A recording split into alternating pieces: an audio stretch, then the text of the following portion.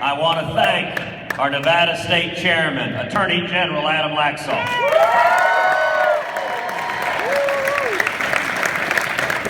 A tremendous, strong, principled, constitutionalist conservative. When he ran for Attorney General, all the political establishment was against him. He wasn't supposed to win.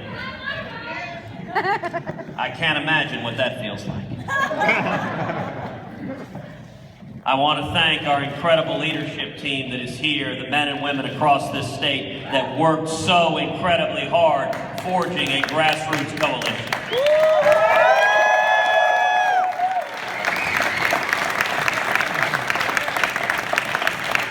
They're still counting the ballots, so we don't know the exact result. But I want to congratulate Donald Trump on a strong evening tonight. And I want to congratulate the grassroots, the conservatives across this country who have come together behind this campaign.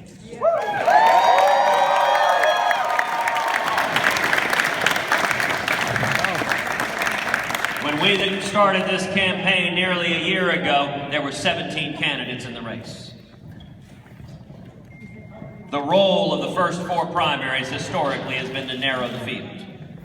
And we have seen the first four states do exactly that, narrow the field. Now, at this point, we've had four primaries. History teaches us that nobody has ever won the nomination without winning one of the first three primaries. And there are only two people who have won one of the first three primaries.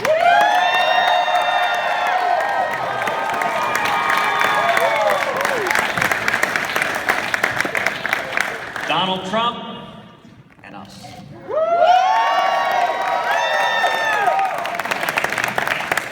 And the undeniable reality that the first four states have shown is that the only campaign that has beaten Donald Trump and the only campaign that can beat Donald Trump is this campaign.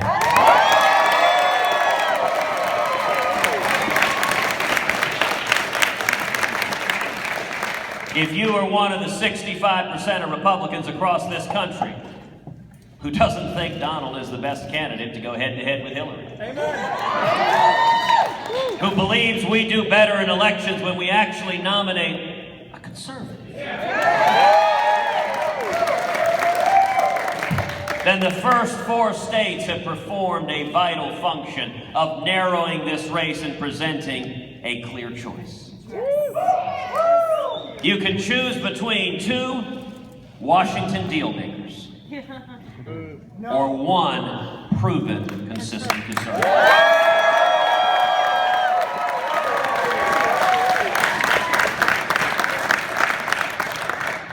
1 week from today will be the most important night of this campaign. 1 week from today is Super Tuesday.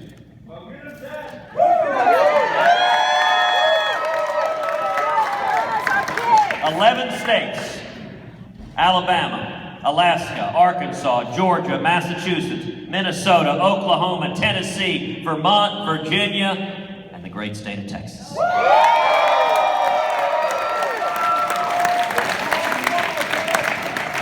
One week from today, the most delegates that are awarded on a single day will be awarded next Tuesday. The role of the first four states is to narrow the field and give Super Tuesday a clear choice. And now the voters can decide if you want a president who will stop amnesty. Ask yourself who has led the fight against amnesty. That's right. If you want a president who will repeal Obamacare, ask yourself who has led the fight against Obamacare. If you want a president who will stand for life and marriage and religious liberty, ask yourself who's led the fight defending life and marriage and religious liberty. If you want a president who will defend the Second Amendment right to keep and bear arms,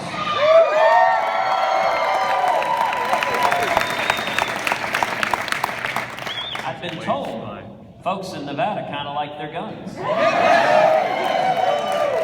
As a Texan, I understand. And let me tell you something, you look at those Super Tuesday states, they like their guns too.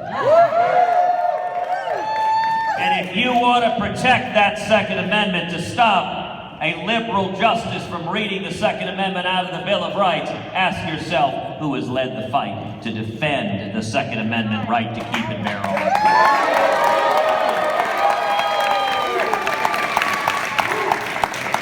If you want to see America standing unapologetically alongside the nation of Israel,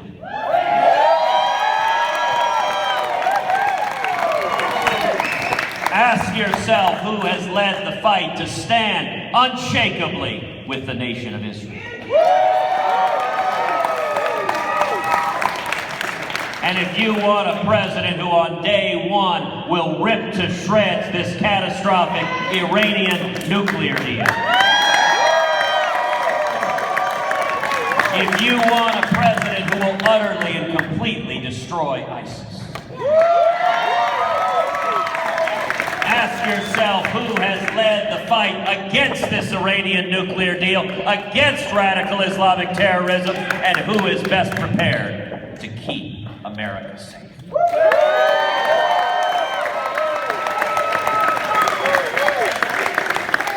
Elections are about choices, and there are clear choices in this race. If you want more Washington deals, if you want more corporate welfare, if you want more cronyism, if you want more debt, if you want fewer jobs, if you want lower wages, you got two candidates to choose from in this field.